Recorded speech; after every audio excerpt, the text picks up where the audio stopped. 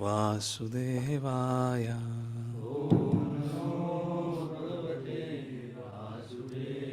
Narayanam namaskritya naram chaiva narottamam devim saraswatim vyasam tato jayam udirayat nashtaprayeshu bhatreshu nityam bhagavata sevaya bhavati uttama shloke bhakta bhavati nashtaki Krishnaya Vasudevaya Devaki Nandanaya cha Nandagopal Kumaraya Govindaya Namo Namaha. Om Jnanatimirandasya Jnananjana Shalakaya Chakshurun Militam Yena Tasmai Shri Gurave Namaha.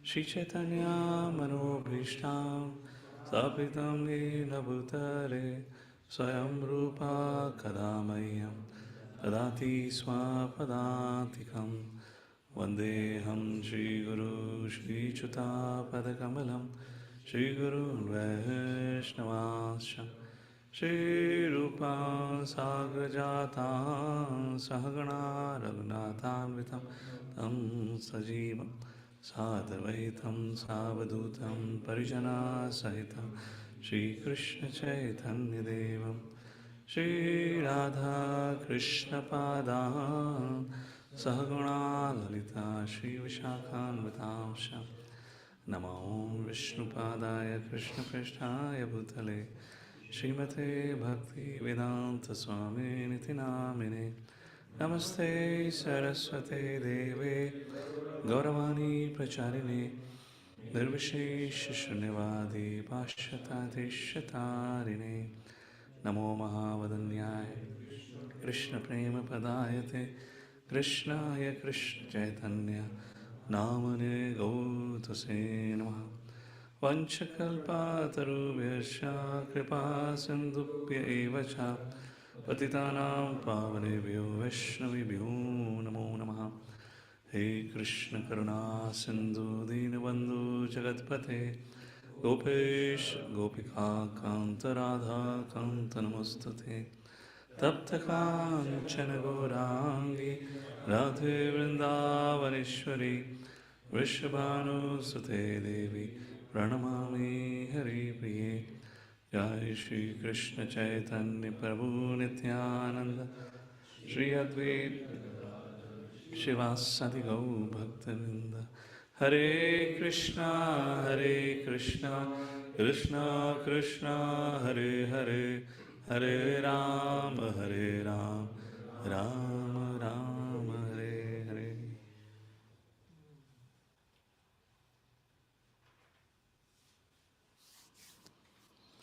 Hare Krishna. Give me a small table here. I can keep a glass of water. Otherwise inside my room or something. Please give me my glass of water. Hare Krishna. So welcome everyone for today morning Srimad Bhagavatam class. We are resuming our Bhagavat Life program. This will be the first session for this year. We are on the 4th canto, chapter number 24. Today morning I had shared with all of you online Vedabase, which you can install in your mobile. It's a free app which has been made available. So we don't have to, put a projection. All of you can access that by class. So, chapter number 24, title Chanting the Song sung by Lord Śiva. So in this chapter, we'll see the lineage of Prithu Maharaj. The Prithu Maharaj in the episode have concluded, as Prabhupada writes in the purport. Let me read out the verse, translation, and we'll read the purport. It will give you the recap of what has happened and what's going to happen in this chapter. At least let's recite the verse. Maitriya vacha Vichitashvo dirajase Pratu putra pratushava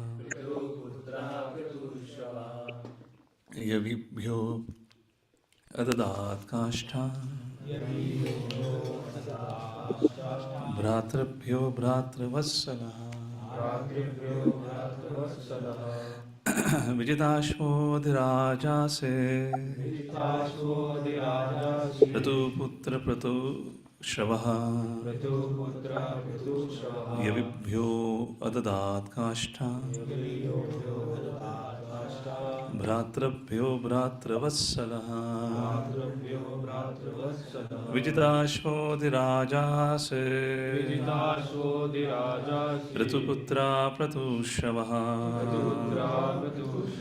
Yavibhyo Yavi Ubhya Adat Kashta Bhratrabhyo Bhratravasalaha. Translation purport His Divine Grace, A.C. Bhaktivedanta Swami Srila Prabhupada Ki. So I will need a reading partner. So those who would like to read online, they can raise their hand. I'll call upon them, and somebody can read from here also. So I'll call upon. Translation. The great sage Maitreya continued. Vijitashva, the eldest son of Maharaj Prathu, who had a reputation like his father's, became emperor and gave his younger brothers different directions of the world to govern, for he was very affectionate towards his brothers. Generally, first verse purport by Srila Prabhupada does the recap and also tells what's going to happen in the purport, in the chapter. And same methodology was used by Srila Vishnu Chakravarti Thakur. He would set a forward, what the chapter looks like. So I thought rather than I give a recap, let's read what Prabhupada writes in the purport, and then if there is something to be added, I'll just share. So, all right, to begin with, we can have somebody offline can read. Please give the mic.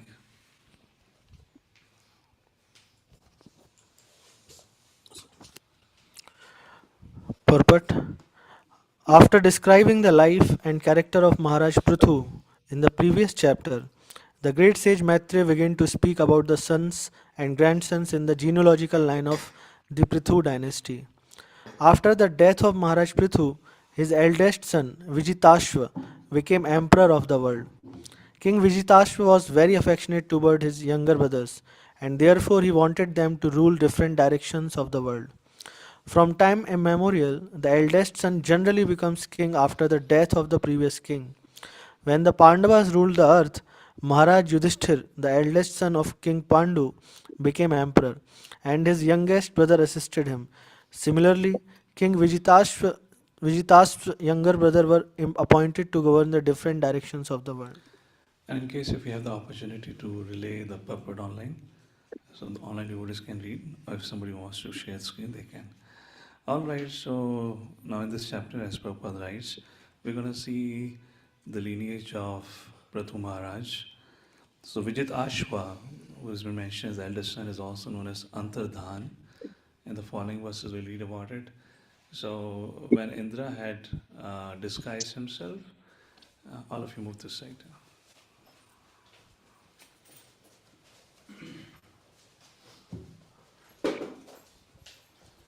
Yeah, what was I saying? So when Indra had disguised himself and had stolen the sacrifice, the horse meant for sacrifice, then Prathu Maharaj had asked his elder son Vijitashva to go and capture Indra. Well, they didn't know who was the kidnapper, who's the abductor. Go and capture the culprit. But somehow when Vijitashva realized that this is King Indra, he did not punish him. So when whole episode ended in the previous chapter, King Indra came to his senses that he made a mistake and whatnot. Then he reflected upon the behavior of Vijitashva. He was very pleased that all the Vijitashva had an opportunity to punish him. Knowing that I'm a Devata, he respected my position and he let me go. He forgave me. And this is going to be very important discussion for today. We'll read when Prabhupada talks about it. And being pleased by that, he blessed him with a mystic opulence. On your will, you can appear and disappear. And since then, the name of Vijitashva became Antardhan. So in the few verses ahead, you'll see he'll be addressed as Antardhan. Antardhan had a son by the name of Havirdhan, and then he had a son of Barishat, who is also known as Prachini Barishat, and then he had sons by the name of Prachetas. So when Prachetas will be mentioned, so it will be mentioned that Vidurji knew about, it's a history, he knew about it. So when Vidurji heard about Prachetas and how Lord Shiva had appeared to Prachetas Viduji became very inquisitive. And it is but natural, you know. Now, Lord Shiva is Vaishnavanam Yatha Shambhu, he's the best of the devotees. Now, Lord Shiva is not, of course, he's wandering around, as Prabhupada writes in the purport, during the twilight, he's moving around, but it's not something that he appears to everyone. So, this is a question we want to think about it. We'll answer during the discussion. First question for all of you to reflect: why did Vijitashva let go King Indra, who actually had committed a crime? Vijitashva was an administrator. He was a Kshatriya. It is his duty to rectify the mistakes. Not Brahmanas, not Vaishyas, not Shudras. We, despite having no position, we are very quick in punishing others. What lesson can we learn? Why did Vijitashva let go Indra? He got the horse. It's not that he allowed Indra to run away with the horse. He rescued the horse, but he did not punish Indra. What can we learn from him? And why did he do so? Why would he do so? It is their duty. They hired for that role. If somebody commits a mistake, to punish. And this was not a minor mistake. I mean, actually, he deserved a death penalty. That's the least punishment that he deserved for that, because he had stolen someone's property, and that was the property which was very sacred for yajna. Actually, because of that, the whole yajna got spoiled. So, for all of you to think, why did Vijitashva forgave King Indra? What does it mean for us? How many of you agree in today's world, little compassion and forgiveness is needed? How many of you agree? Raise your hand. We are too judgmental, at times too cruel and too hard-hearted. We have no role, no capacity, no position, but we want to pass sermons, judgments to others. Remind, if somebody have, how many of you had experience? Let's say for us also, we have done a mistake long, long ago, but somehow people around us keep us reminding, yaad hai tujhe? तूने गलती कर दी. Of course, teacher has a role to do that, because teacher want to rectify, because teacher's responsibility. But what about those who are not in that role, but still keep us reminding? How many of you had that experience? You were reminded by others who had no role to rectify that mistake in you. So why? That's a very important question. The second thing, Lord Shiva is also, his darshan is also very rare. It's not that you stand in the balcony and shout 3 times Shiva, Shiva, Shiva. He'll with folded hand appears in front of you. Sir, you called me? What can I do for you? No, his darshan is also very rare. So here in this case, Prachetas, when Prachani Barisha decided, now Pracheta should get married, he ordered them, go and perform tapasya. That's the third question. Now this question we have discussed before, so that's not the main, but third question. I hope somebody is writing down these questions. Otherwise, you'll remain absent-minded. So this question I'm repeating so you can write it down so you reflect. So the third question is, Prachani Varisha, the father of Prachetas, he wants, Apurva, next time, put the camera in center. Yeah, it's tilted now, so I'm just not able to look at the camera. You know, I'm sitting here, otherwise you could have put this thing. It's a little awkward for my vision. What was I saying? Now, Prachani Parishad wants his sons to be married. Pretty common thing. Now, if today father wants his son to get married, what will he do? What will he do? What will he ask his sons?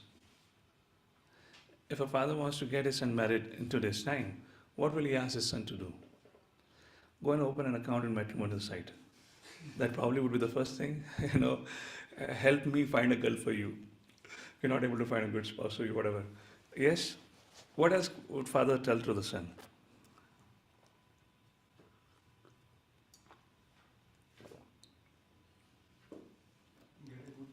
Get a good job? You need a good job? What else? Get our house furnished, repainted. लड़की वाले देखने आएंगे. टूटा फूटा घर नहीं होना चाहिए. Yes? What else the father would ask the son?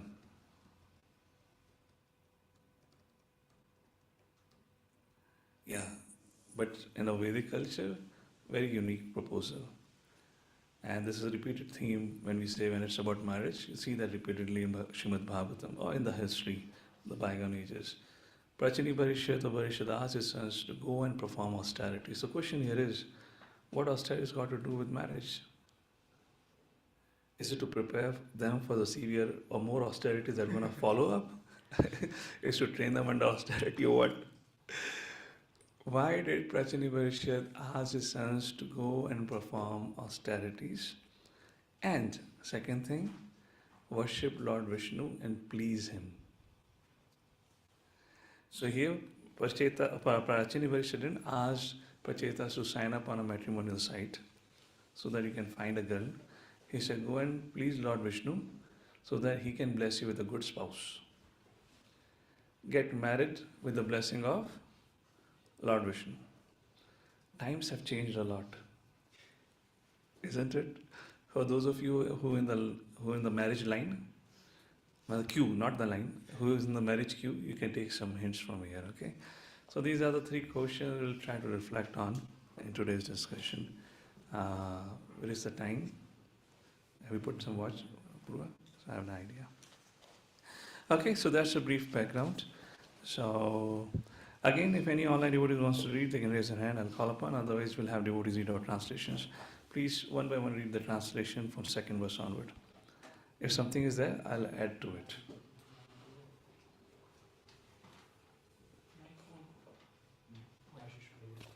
Yeah, please read out text to translation. Maharaj Vijitasva offered the eastern part of the world to his brother Arya. Text number 2. Sorry. Okay, go ahead. And open the window a little bit. Go ahead, please. Maharaj Vijitasva offered the eastern part of the world to his brother Haryaksha, the southern part to the Dhumrakesha, the western part to Raka, and the northern part to Dravina. Next, text number 3. Another devotee. You want devotee in the sequence. Pass on the mic to anyone. Text 3. Formerly Maharaj Vijitsva pleased the king of heaven Indra and from him received the title Antardhan. His wife's name was Shikhandini and Shikhandini. and by her he got the three good sons. So I already gave you the history how Vijitasva became Antardhan. Text number 4. Next. The three sons of Maharaj Antardhan were named Pavak, Pavaman, and Shuchi. Formerly, these three personalities were the demigods of fire, but due to the curse of the great sage Vashishta, they became the sons of Maharaj Antardhan. As such, they were as powerful as the fire gods, and they attained the destination of mystic yoga power, begin again situated as the demigods of fire. Purport writes in the purport. So it is mentioned about the sons of Antardhan. They were cursed and they fell down. Purport writes in the purport in the fifth line. Thus it is to be understood that when Devtas fall down, they come to earth as sons of very rich and pious families. In such families, the living entity gets an opportunity to execute Krishna consciousness and thereby gain promotion to his desired goal. The sons of Maharaj Antardhan had been the Devtas in charge of fire. Now, this has one strategical point has been mentioned here. Maybe I'll just share with all of you. You all are growing up devotees now. A very important point has been mentioned here. You know, in Bhagavad Gita, Krishna says, Raja Vidya, Rajapayam, Pavitram, Vidamuttamam. This is a king of knowledge, or else in the 4th chapter, verse number 2, Evam Parampara Praptam, Imo Raja Rishayo Viduhu, like that. This is meant for the best of the, or let's say the kings or the leaders of the society. Why is it mentioned like that? Who are these people? These people who are born into these families, they are not ordinary people. When you talk about Devatas, what is the first thing will come to your mind? Devatas. What does Devatas means? Huh? Ministers. Okay, administrators. What does Devta means? Huh? Okay, so they are devotees of the Lord. What does Devtas means? Pious, which means they are cultured. Unlike those who are born because of their karmic cycle in the human species, and for whom we don't know what kind of background they have had, what kind of past life they have had, these people were born in the very rich families and pious families, rich and aristocratic and pious families. It is assumed, or it can be assumed, fair enough, and this is a repeating point in Srimad Bhagavatam, the Prabhupada often repeats this, that they have come from a cultured background. There is a high potential of them to accept Krishna consciousness, and they could even be either great kings or else even devtas. And that's the reason this kind of a wisdom is largely focused on them. Shrestha should be targeted, or Shrestha should be addressed, because it's easy for them, and if they accept it, because they already come from a cultured background, cultured past life, it'll be very easy for them to. And then others can also take it. Masters can take it because they are a role model. And Prabhupada did that. Prabhupada, of course, he had to begin from the hippie environment, because that was the first set of audience he could deal with, who were willing to listen. But then he went after Shrestha's. Let's address the Shrestha's. He never shied away from writing letters to the prime ministers or ministers, even of different religions. He would meet the heads of the different religion, because somewhere, something, they have had something because of which they are into this current situation. So that's the point we mentioned here. We should not disregard somebody just thinking because we have become a devotee. We don't know who is who. So these the sons of the kings were cursed by Vasishtha, and they became the sons of the king, but they were devatas. So we have to be careful when we're dealing with public, or when people are around. That's the first point, just to be conscious. Otherwise, I've seen at times, we as devotees, we become, in our context, we become judgmental. Just because we are practicing, we start taking pride, not in our parampara, pride in the fact that I am better situated than other. That kind of consciousness, we should not get into it. Text number 5. This brings us to the very first question that I raised. What was the first question that I gave you to think about? Why did Vijitashva? Why did he not punish? Before we look into it, quick thoughts. Why did the administrator, the Kshatriya, did not punish the culprit? He just rescued the horse and he just let him go. How many of you agree he should have punished him? It is his duty to punish. Raise your hand. It is his duty to punish? Yes or no? Yes. How many of you raise your hand? Na? Kuch to karo. Okay. Those who agree it is duty to punish, only they can answer, because you have not understood the fact only then. Now those who agree that it was his duty to punish, now my question to you, then why did he not punish? Bhagavad Gita teaches you to perform your duty. He being the king, son of the king, although the elder son was not trained up in Vedic sciences, why did he fail to perform his duty? Or did he not fail? In fact, he did not fail. Was it like that? Yes, Apurva. You first of all agree it was a duty to punish? Yeah, it was, yes. Okay. It was duty, but he didn't do it because of the exalted position and the service which he renders to the living entities. So that position would have been emptied by looking at the longer picture. He didn't. He basically gave another chance rather than, I would say. Okay, so Prabhu is saying he did not punish because he was a great personality. Sometimes some mistakes happen by a great personality, they need to be overlooked than to make it a means of mass communication or discussion of social media. Just like we see in the case of Parikshit Maharaj and Shringi. For a small mistake he punished, and then consequence was much higher. Rogues and thieves and all those. They flourished. Yeah, he could have punished, even if you want to punish, that punishment was too much. Here, it was not a case of inappropriate. Two examples does not align. Parikshit did not do anything for which he deserved such a punishment. He was not a culprit. Here, Indra was a culprit. So these two cases don't go parallelly. Punishment part was not. Yeah, but examples when you give, it has to relate to it, na? Was Parikshit culprit? Parikshit was not culprit only. Indra is culprit? Yeah, so example doesn't match. So, alright. So, Prabhupada, that's the reason Prabhupada mentioned the purport. So, let's read the purport, text number 5. Who has the mic? Somebody else? Pass on the mic and read. Text 5, purport. It is understood from various scriptures and Puranas that the king of heaven, Indra, was very expert in stealing and kidnapping.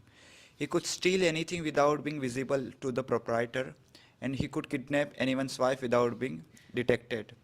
Once he raped the wife of Gautam Muni by using his disappearing art, and similarly by becoming visible, he stole the horse of Maharaj Prithu.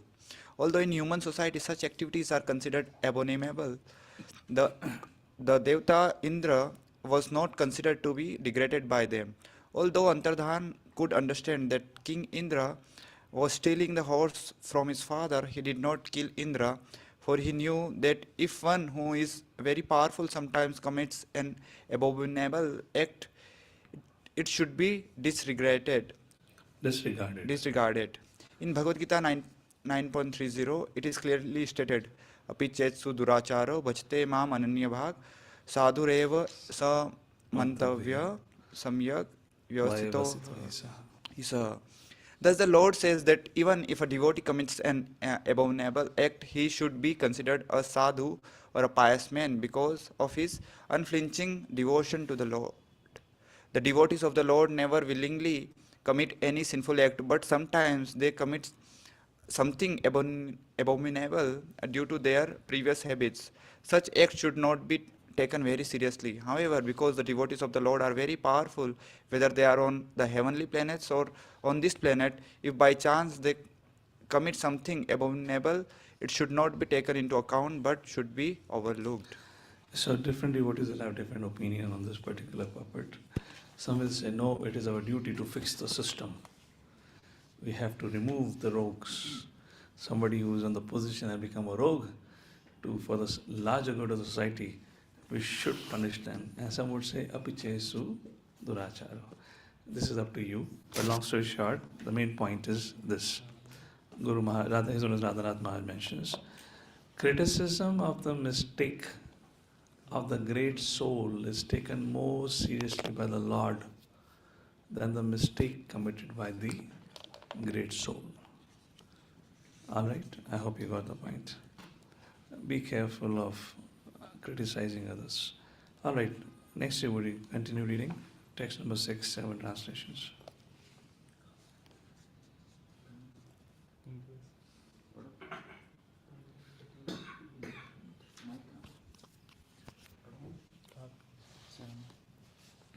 So I have already shared the Vedabase. All of you install it, and so don't ask kahan pe padna hai.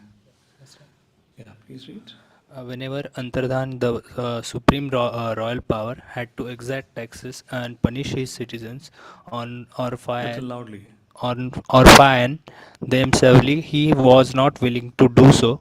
Consequently, he retired from the execution of such duties and engaged himself in the performance of different sacrifices. Somehow he didn't have that nature.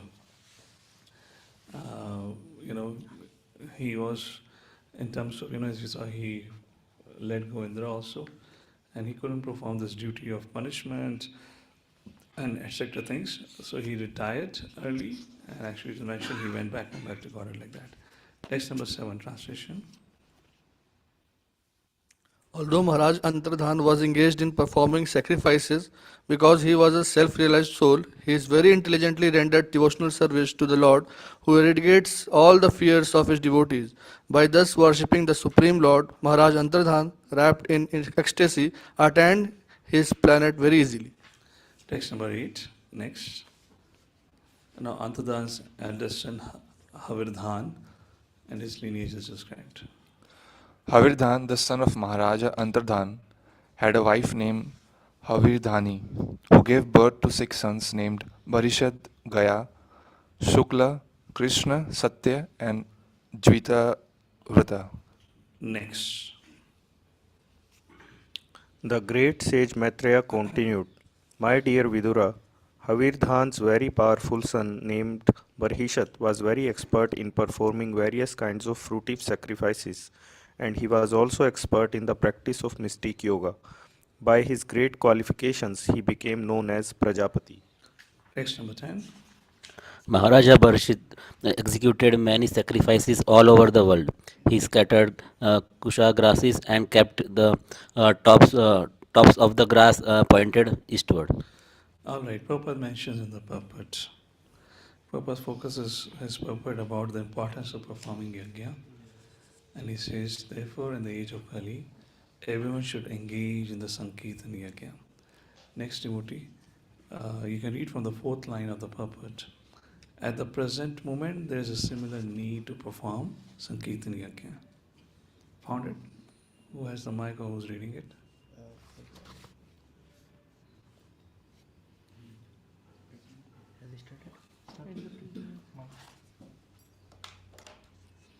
At the present moment, there is a similar need to perform Sankirtan Yajna all over the world.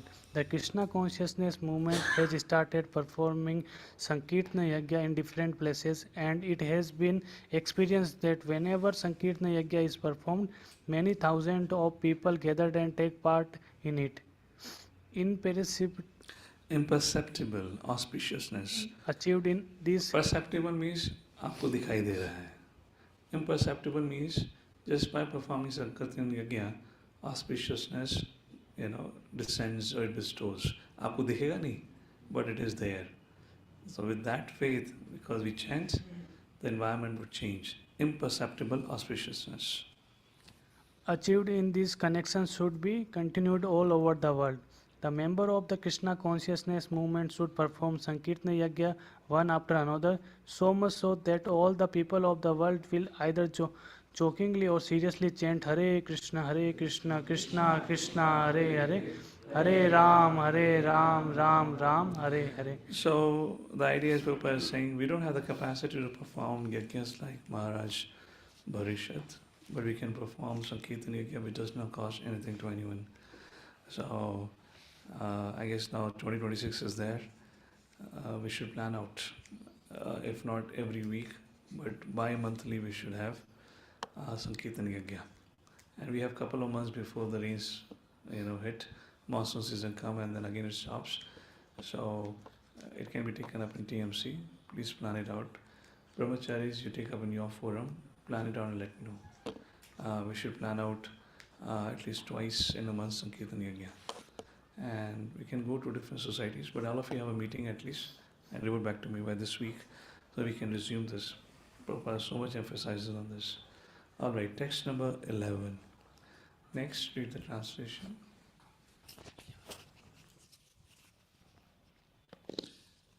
Okay, so you still are figuring out what is happening. So help these new students, they can install Vedabase. Pass on the mic to those who have the Vedabase already. Maharaja Bharishat, henceforward known as Parisnavari, was ordered by the supreme demigod Brahma to marry the daughter of the ocean named Satadruti. Her bodily features were completely beautiful and she was very young. She was decorated with the proper... So in short, interesting thing, yeah. So we know of, Khandav 1, Agni Devta wanted to burn that forest because Brahma had told him to do it, because Agni Devta had got indigestion because a king in the past had performed yajna and had put too much ghee. So he could not digest all that ghee. So he was running around all over the creation. Brahma said, yes, go to Khandav 1, there are herbs. When you will burn those herbs, your constipation will go away, whatever you want to call it. So, so these things would interact, it was both the ways. So now here, so point is the Vedic lens says everything is a personality. So the Agni which is there in the yajna, is not just merely an element, fire element, it is Agni Devta. So here Agni Devta in the form of fire element is witnessing the marriage of Bharishat with Shatadhuti, and Shatadhuti is Shatadhuti is so beautiful or enchanting that Agni Devta is moving too fast in his yajna. As they're taking Fera, so Agni Devta, the fire is also moving around. In other words, I'm going to say Agni Devta became bewildered by the beauty. Now, if Agni Devta, a Devta, can get bewildered because of the beauty of a mortal being, ultimately they're different, right? The Devtas, the species are different, can get bewildered by the beauty of a mortal being, then what to say of the mortals? There's not even a thought to think about it. So that's our discussion of the purport. This text number 11 and text number 12. Prabhupada again reminds us and warns us. First point, Prabhupada writes in the purport, according to Vedic system, when girl is married, she is very profusely and gorgeously decorated with costly saris and jewelry. And during the marriage ceremony, the bride circumambulates the bridegroom 7 times and all that. After this, the bridegroom and bride look at one another and becomes attracted for life. So that's the thing is mentioned. Then Prabhupada mentions about the illusion. As stated in Srimad Bhagavatam, man and woman are naturally attracted. When they united marriage, that attraction becomes strong. Being so strongly attracted, the bridegroom attracts, so all that family life, grahastha life begins. So when it is mentioned about this is for Graha Medhi. So our married couples should not see this in that context. This is meant for Graha Medhi, whose life is only about I and mine. What is the difference between Graha Medhi and Grahastha? To understand that, we have to point out the responsibilities of Grahasthas. Graha Medhi and Grahastha have one thing common. Both have Graha. Both have house. But Grahastha and Medhi, what is the difference? House and a wife and a husband, both of them have. What's the difference? What makes a Graha Medhi into a Grahastha? It is not Graha Medhi ashram, it is Grahastha ashram. That's the first thing. Ashram what comes to Grahastha, not to Medhi. What does ashram means? Yes, one Prabhu. Ashram means the place of the worship of the Lord. And then there is an ashram culture. Ashram culture is dictated by whom? Husband. Ashram culture is dictated by Guru. Guru, Sadhu, Shastra. So when a Grahastha or when a, let's put it, married couple is living according to the rules of Guru, Sadhu, Shastra, abiding to the code of conduct of ashram life, when they worship the Lord every day, when they regularly invite devotees to perform the Kaliva Yajna, Sankirtan Yajna, when they regularly distribute prasadam. Now, traditionally, they will call out for people and beggars and distribute prasadam. Those are staying in high-rise building, imagine. And Akriti, which floor are you on? First floor. Yeah, it's possible for her to do. Okay. Imagine Akriti goes on the first floor on the balcony and says, not Akriti, actually, wife will not do that. Prati will have to do that. So imagine Prati goes on the balcony of the first floor and he says, okay, prasadam ready hai. Kis ko bhook lagi hai. So you don't do it, huh? You might get some people. But imagine, Varun is also on some third or fourth floor. Ashish, you are also? 12th floor. Imagine, 12th floor. Ashish goes on the balcony of the 12th floor. And वो चीखता है प्रसादम ready है पता लगा ऊपर से कबूतर ने कुछ अपना वहाँ प्रसादम छोड़ दिया like that. So point is, so that's not practical, but at least we can invite host devotees, that kind of a thing. Sankirtan should happen. Sankirtan, not Kirtan. Sankirtan means invite devotees. So that is Grahastha. These are some of the things which need to be. So those who don't do that, those who don't open the doors of their house regularly for the devotees to come and take part in Sankirtan, those who don't invite devotees and serve prasadam to them regularly, they will eventually become Grahamedi. They will be stuck in I and mine. It will be just I and mine consciousness. Don't count, more than 80% of our day goes in direct connect with material energy. Not 80%, in fact 90%. except for a few 2 hours of chanting. Now, are we really chanting? How much attentive we are. Even hearing classes, how many of our congregations hearing classes every day? Prabhuji, we are hearing online. Now, how many of you agree attending a class in live and hearing online is a huge difference, because while hearing online, you can do double, triple multitasking, and there is nobody to watch and tell you, don't, move, sit down, yes or no? So this whole idea of hearing online is the most bogus thing. It is only for those who don't live in the vicinity of community. Even if those who live in the community and they think that we are gonna, hear online, or we're gonna hear to somebody who's in different part of the world and whatnot. I would hear when I'm cooking. Okay, that is something better than nothing, but that's not still. You can't really call it as a hearing. So those who don't engage in spiritual culture, and you look around, observe, those families will turn into slowly and gradually into gravity. They will be having a huge struggle with their consciousness to maintain good consciousness. One thing that you can reflect in terms of conduct, you've seen their conduct. Whenever you would ask them for some seva, somehow they'll slip away. Because the consciousness would not permit them. Why? Because they're too agitated and disturbed. Disturbed by what? Bhukti Mukti Siddhi Kami. Bhukti Mukti Siddhi Kami. They have got so many desires. And desires that capture their consciousness. You ask them to do something and the bandhan like, no, how can I do? I have so many things to do, I have so many desires to fulfill, this, that, and you'll always find a reason and excuse for not turning up for seva. So in other words, to maintain the consciousness of Grihastha Ashram is an everyday struggle and a battle, and we have to align and understand what are the codes of conduct of this ashram life. So that's the point here. So don't get disturbed when you see this I and mine concept. It's not for you, for Grihasthas. Last point in the purport. The sex drive is so strong in the living entities that the whole material world is running on sex attraction only. And due to sex attraction, that one remains in the material world and is obliged to accept different types of bodies. The attraction of sex life is more clearly explained in the next verse. Text number 12, translation, please. While Sataduti was thus being married, the demons, the denizens of Gandharvalok and great sages, and the denizens of Siddhalok, the early planets and Naglok, although highly exalted, were all captivated by the tinkling of her ankle bells.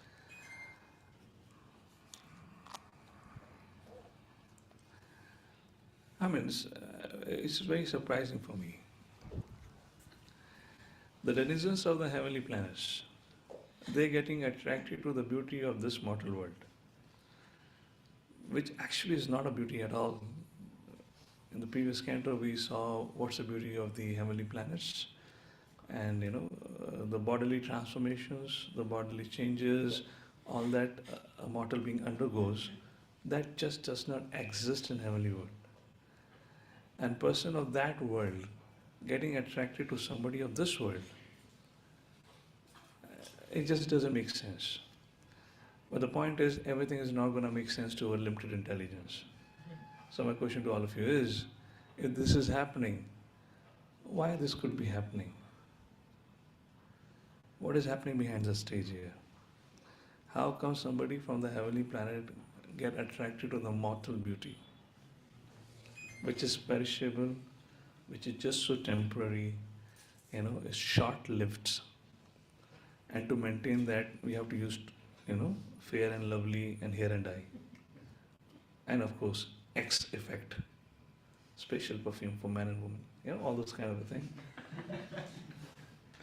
Those kind of advertisement comes, isn't it? And some turmeric powder, what? Some powders. So South में बहुत famous है, हाँ? Talcum powder, South में बहुत famous है powder. And they literally put on their face. So, any thoughts about it? If they were mortal being, is okay.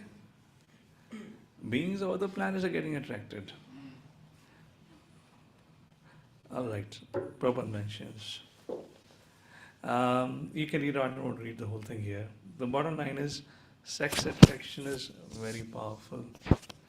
If sex attraction is very powerful, then I have a simple question. Then how we have renounced order still in this world? How we have renunciates in the world today, and how we had renunciates in the world in the past ages? ये तो सत्युग की कहानी है ना. Sex attraction was powerful then also. It has been powerful since the beginning of time. Now the percentage of renunciates have drastically reduced. But in those days, you had so much renunciates. So how renunciates are able to maintain themselves? While the denizens of heavenly world are not able to control themselves. अब इसकी शादी किसी न किसी ब्राह्मण ने तो कराई होगी. अग्नि देवता bewilder हो गए. So why Brahmana was not bewildered? Some sages would be there to bless the couple. It's a marriage of the king's son. What's happening here? What is an antidote to the sexual attraction? Yes. Prabhu. Prabhuji, when we look with our eyes, mortal eyes. We always look with our eyes. What is the question of when we look with our eyes? I mean to say, once upon a time you look with your eyes. From the eyes of Shastras, Shastra Chakshu I was talking about. So put it that way, na? No, You're saying once upon a time in history I looked from my eyes. ऐसे क्यों बोल रहा है? So, unless and until we graduate from the first chapter of Gita, is observing. Arjuna, of course it was plan of the Lord, but Arjuna also wanted to see through his own eyes, and he got bewildered. And so bewilderment will definitely happen when we are looking with the, When Arjuna saw through his eyes, what does it mean? So it means that he didn't see through the eyes of scriptures or Lord Krishna. What does it mean to see through the eyes of Guru Sadhu Shastra? That means you follow what is just like, for example. No, don't give example. You just make this. You will take out of context example. Just stick to it. What does it mean by seeing through the eyes of Guru Sadhu Shastra? Which means to analyze every situation and event from the based on the information of Guru Sadhu Shastra. That's the idea. So who processes? Intelligence processes. So which means intelligence should be tuned to the Guru Sadhu Shastra, because ultimately the decision maker is intelligence. But in the case of Arjuna, at that point of time, that was disconnected. And he began to analyze it. So, when I begin to that, when I factor comes into picture, then I leads to illusion. Okay, what else? Anything else? Renunciation, monks, sannyasis. So sex life is nothing but an illusion. Sex attraction is nothing but an illusion. Illusion, another name for illusion is, or another name for sex attraction is illusion. That's the whole idea. So if you want to get rid of illusion, Maya Adhyakshena Prakriti Suyatesa Characharam. Krishna says, this is my energy. Devi Eshuganamai Mama Maya Duratya Mamevai Prapandante Maya Metam Tarantite. So those who take shelter of me, they can overcome this illusion. So every living entity in this creation at all times is covered over by the Lord's deluding energy, Maya Shakti. So those who take shelter of the Lord, therefore we are talking about Grahamedi and Grahastha Ashram. Grahamedi is I and mine, again illusion. Grahastha Ashram is centered around the Lord.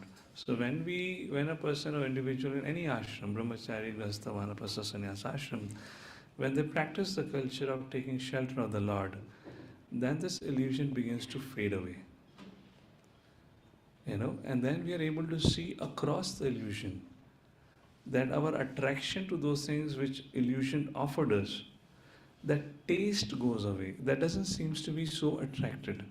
Can you think of any things which were so attracted to you before, now it just doesn't seem so attracted to you? It rather seems as waste of time, or maybe you can put it with just illusion. What is the point of it? Can you think of anything? Movies? Maybe holiday destinations? Going out with family here and there? spending too much on clothes and accessories, maybe spending too much on possessions, expensive gadgets, expensive gifts and whatnot, yes or no? Now when you look at those things to which you were attracted before, you may call it very easily, यार अब धोखा था, कुछ भी नहीं है. शुरू में चाव था, उसके बाद कुछ भी शांति नहीं मिलती, yes or no? Similarly, as you continue to take shelter of the Lord, we realize more about His energy. So, to say that we'll have darshan of the Lord, in true sense, when you say darshan of the Lord, to see the darshan of the Lord, first you'll have to have darshan of Maya Devi. To understand that this is the illusion. So therefore, when Vyasadeva saw, he didn't saw the Lord, he saw also the material energy. He saw everything in totality. That's the point here. And that's about this sex attraction. So Prabhupada says only Krishna consciousness can save us. How many of you agree the whole world is crazy about it? Raise your hand. The whole world is crazy about it. Crazy means crazy, So this is illusory energy. Text number 13, translation, please.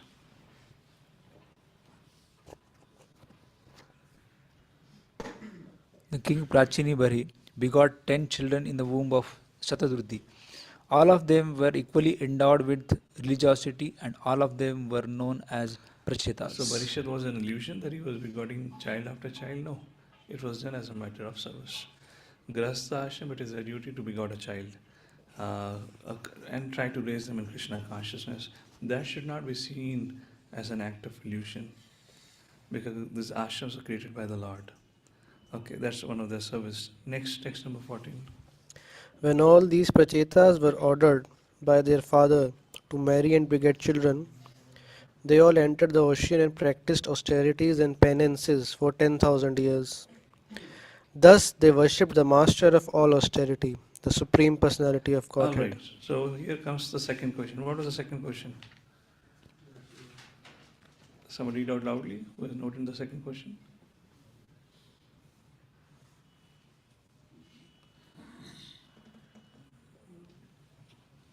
Well, take out the slide, please.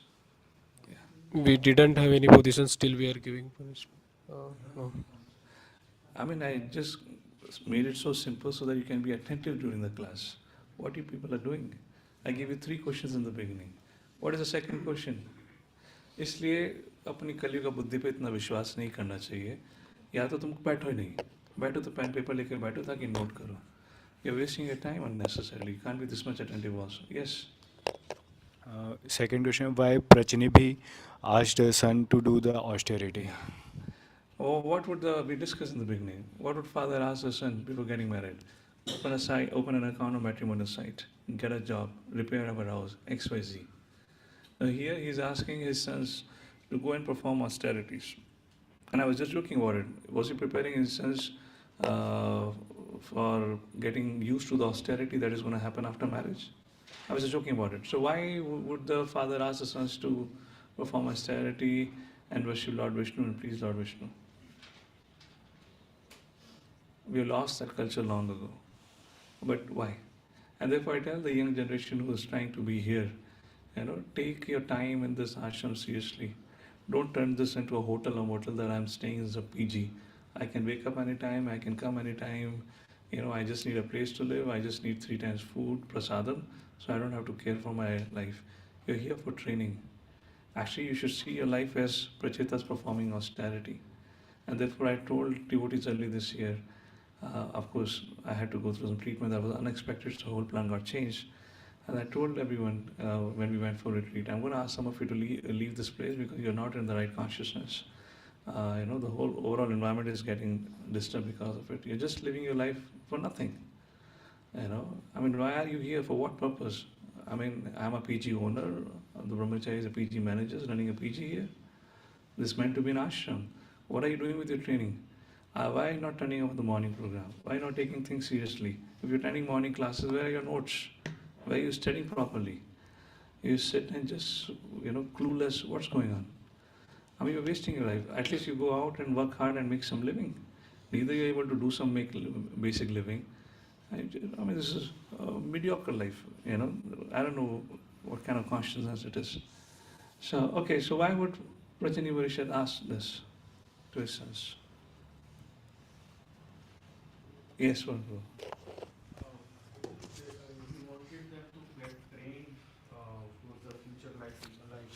Trained in austerity, you're saying again? Not in austerity, but Performing austerity, how would they get trained? Trained in what?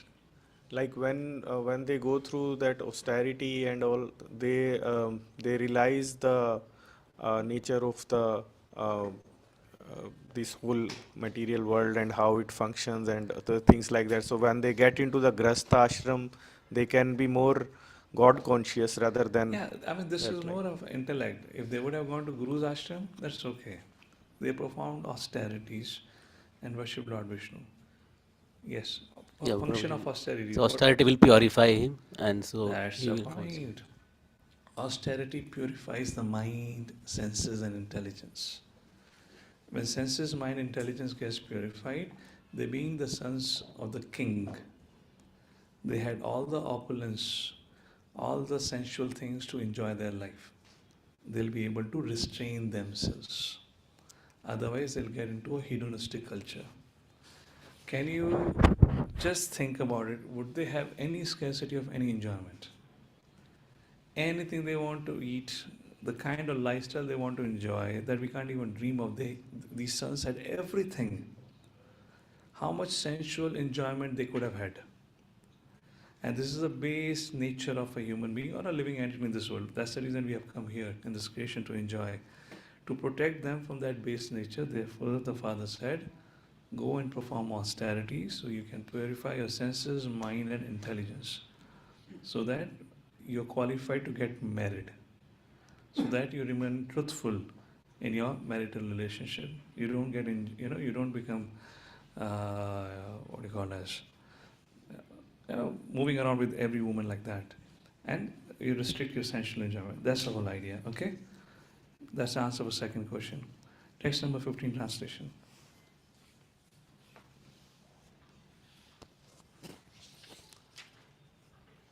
Be fast. When all the sons of Prajinavari to left home to execute austerities, they met Lord Shiva, who, out of great mercy, instructed them about the absolute truth. All the sons of Prajinavari meditated upon the instructions, chanting and worshipping them with the great care and attention. I will come back to this purport in a short while.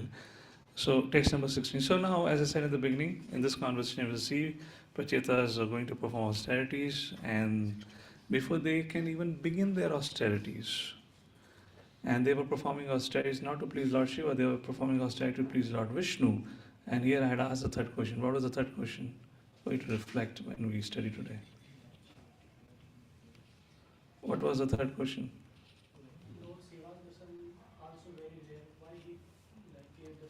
Yeah, why did Lord Shiva appeared to the sons of Prachetas when they did not even ask for him?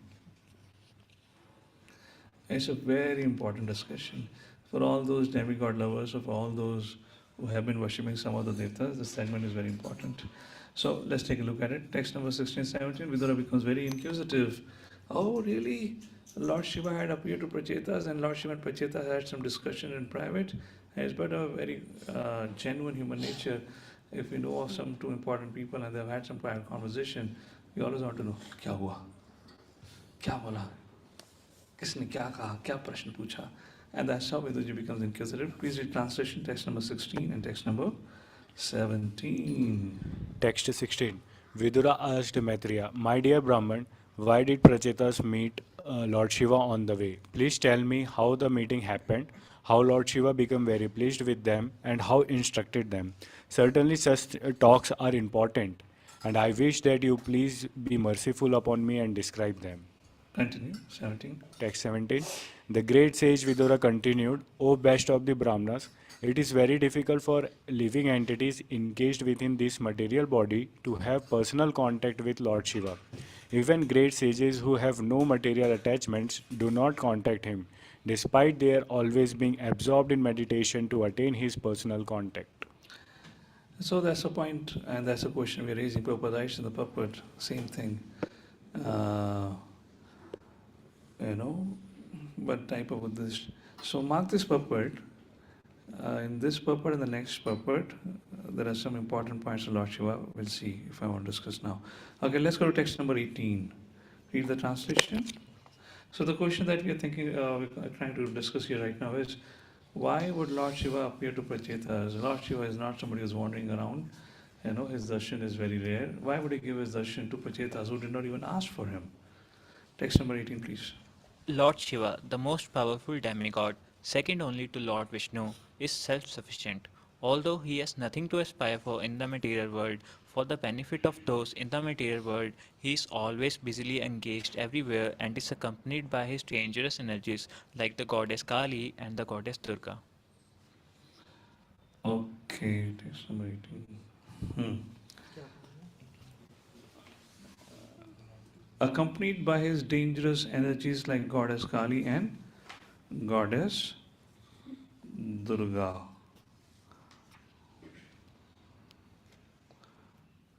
Yeah. So please read the last paragraph. Prabhupada writes in the puppet in detail, you can read it yourself. Please read the last paragraph of the puppet about these dangerous potencies. Shaktaya Goraya. Lord Shiva. Last paragraph. Lord Shiva is also in charge of the tamogun, or the mode of ignorance in this material world. His potency, the goddess Durga, is described as keeping all living entities in the darkness of ignorance. Ya Devi Sharva Bhuteshu Nidra Rupam Samstita. Both Lord Brahma and Lord Shiva are incarnations of Lord Vishnu. But Lord Brahma is in charge of the creation, whereas Lord Shiva is in charge of the destruction, which he carries out with the help of his material energy, goddess Kali or goddess Durga. Thus, in this verse, Lord Shiva is described as being accompanied by dangerous potencies, Shaktya Ghoraya, and that is the actual position of Lord Shiva. So Prabhupada is writing in the puppet about Mother Kali. So goddess Kali and Durga serve Lord Shiva by killing all the asuras or demons. Sometimes Kali becomes so infuriated that she indiscriminately kills all kinds of asuras. And that is mentioned. Okay, text number 19. Please read. The great sage Maitreya continued, My dear Vidur, because of their pious nature, all the sons of Bhari very seriously accepted the words of their father with heart and soul. And with these words on their heads, they went towards the west to execute their father's order. It's a very important purport. Please read from the third line. A perfect sadhu is one. A perfect sadhu is one who is always engaged in the devotional service of the Supreme Personality of Godhead. Prachni Bhari's sons are described as sadhuvaha because of their complete obedience to their father. Okay. So why did Lord Shiva appear to Prachetas? Very first reason is Lord Shiva was first of all inspired by Lord Vishnu to bestow his mercy on Prachetas. Now, why did Lord Vishnu inspire, for example, how does Narad Muni ends up in some XYZ forest, and because there is some hunter, killing some animals, suddenly Narad Muni will appear there. And then it will become an incredible history for us to read and discuss. Inspired by Paramatma. So inspired by Lord Vishnu, Lord Shiva appeared to Prachetas. Now why did Lord Vishnu inspired Lord Shiva? Or say, why did Lord Krishna inspired Lord Shiva to appear to Prachetas? And the answer is given in this verse. The Prachinibhari's sons are described as sadhuvas because of their complete obedience to their father. When Bharishat asked Prachetas to go and perform austerities, they did not caution, they did not argue. They accepted it as their life and soul, and they went ahead to perform that particular order. Prabhupada writes further, please read. The father, king, and spiritual master are supposed to be representatives of the Supreme Personality of Godhead, and as such they have to be respected as the Supreme Lord. It is the duty of the father, the spiritual master, and the king to regulate their subordinates in such a way that they ultimately become fully unalloyed devotee of the Supreme Lord. That is the duty of the superiors and it is the duty of the subordinates to obey their orders perfectly and in disciplined way. The word Sirsha on their heads is also significant, for the Prachetas accepted the orders of their father and carried them on their heads, which means they accepted them in complete surrender. So I have a question to all of you. Here, we'll continue this discussion tomorrow as it's becoming 9 o'clock now.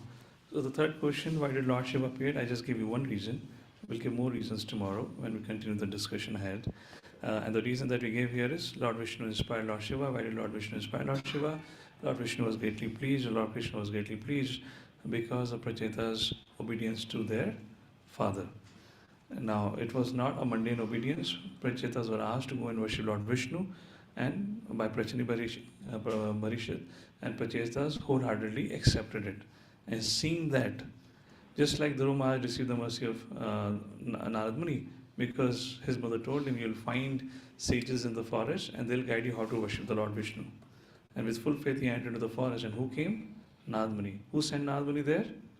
The Lord inspired Narad Muni to enter the forest and meet Dhruva Maharaj. So because of obedience. And second thing the Prabhupada mentions, the duties of the leader, father, whatever, in the different capacities, to regulate the subordinate, to restrict their movements. In other words, to make them obedient so that they can attain the love of Godhead. So I leave this with a question to all of you. What is the secret, or what is the key to go back home, back to Godhead? Or what is the key to attain love of Godhead? It's a question that I can't for all of you to think. Tomorrow we'll begin with it, and I'd like to know your answers, what you think about it. Again, the question is, what is according to you can give us success in the path of bhakti? The success in the path of bhakti is, the bhakti in Bhakti Rasamrita Sindhu has been divided into three stages: sadhana bhakti, bhava bhakti, and prema bhakti. Sadhana bhakti is the cause and effect is bhava bhakti. Bhava bhakti is the cause and effect is prema bhakti. So there is a cause and effect relationship between all three. So because you're practicing sadhana, the effect bhava should happen sooner or later. And when we come to bhava, and actually bhava stage is the stage of perfection. From there, the prema is eventually would occur, no doubt about it. Sadhana is not the stage of perfection. Sadhana is not going to take us a long distance. So it is bhava bhakti. So the question is, how do we come to the stage of perfection? What we would need to do? Increase 4 rounds more? Perform Nirjala Ekadashi? Or on Ekadashi, chant all the 700 verses of Gita? Or every day go out for 2 hours of book distribution? या जपा time में सिर के बल खड़े हो जाना? क्या करना पड़ेगा? ऐसी कौन सी तपस्या करूं, कौन सा जादू टूना करूं ताकि मुझे सफलता प्राप्त हो? Like Prachetas got darshan of Lord Shiva. So that's a question for all of you to think and answer tomorrow. Remind me of this question and we'll discuss further. Very beautiful chapter. Ahead we'll see. So here again we will continue the discussion. Why did Lord Shiva appear? And the second 2 reasons we have discussed: Vishnu inspired, because the Prachetas was obedient. And another reason is why did Lord Shiva appear is because Lord Shiva, for Lord Shiva, the devotees of the Lord are very dear. So therefore Prachetas were naturally dear. And those who are devotees of Lord Krishna are naturally devotees of Lord Shiva. Now that needs a little explanation. क्योंकि वरना हमारा बहुत चलता है Krishna versus Shiva, So again I'm saying, we'll discuss tomorrow.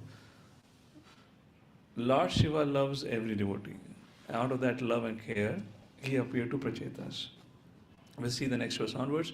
The Prachetas are going towards the river body where they're going to drown themselves and perform tapasya. Before they can do that, by the time they reach the bank, suddenly they heard the sound of cattle drums and musical instruments.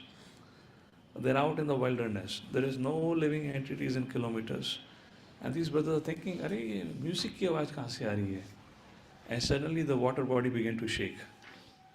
And there was all this ripples effect that happened on the water body. And suddenly from that water body manifested Lord Shiva walking out of the water body along with his associates. Huge assembly, walked along with Lord Shiva.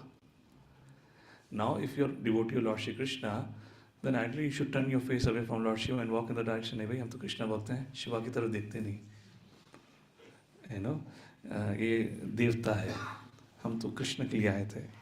But Prachetas became so pleased having darshan on Lord Shiva, they immediately offered obeisances. So the continuation of the question is our discussion which we'll have tomorrow. Lord Shiva is very dear to the devotees, and devotees are very dear to Lord Shiva. How and why? What is the evidence for it? We'll see that tomorrow. We'll pause here for today. Guru Srila Prabhupada. Oh, sorry, not tomorrow. I'm not here tomorrow. I'm traveling. So Thursday morning we'll continue our discussion. Guru Srila Prabhupada ki jai. Thank you all for joining in. Before we conclude, we can conclude. We can switch on the YouTube stream. Just want to see